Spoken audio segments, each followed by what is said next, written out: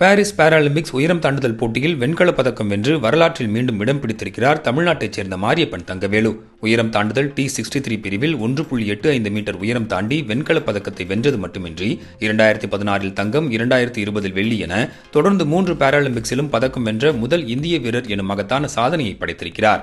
சேலம் மாவட்டத்தில் எளிய குடும்பத்தில் பிறந்த மாரியப்பனுக்கு சிறுவயதில் நேர்ந்த விபத்து ஒன்றில் அவரது வலது கால் மூட்டு பேருந்து சக்கரத்தில் நசுங்கி போனது. மாரியப்பனின் தாய் செங்கல் தூக்கும் தொழிலாளி. சில நேரம் காய்கறிகளை விற்று வெறும் 100 ரூபாய் வருமானத்தில் குடும்பத்தை கவனித்தவர். ஆனால் மாற்றுத்திறனாளியாக வளர்ந்தாலும் மனம் தளராத மாரியப்பன் உடற்பயிற்சி ஆசிரியரின் ஊக்கத்தால் உயரம் தாண்டுதலில் ஆர்வம் காட்டினார். இதனைத் தொடர்ந்து 2016 தனது முதல் பாராலிம்பிக்ஸ் முயற்சியிலேயே தங்கம் வென்று பலரையும் ஆச்சரியத்தில் மூழ்கடித்த மாரியப்பன் சமீபத்தில் ஜப்பானில் நடந்த உலக பாரா தடகள சாம்பியன்ஷிப்பிலும் தங்கம் வென்று அமர்க்களப்படுத்தினார். மாரியப்பனுக்கு மத்திய அரசு 2017 பத்மஸ்ரீயும் 2020 ராஜீவ்காந்தி கேல் ரத்னா விருதையும் வழங்கி கௌரவித்தது குறிப்பிடத்தக்கது.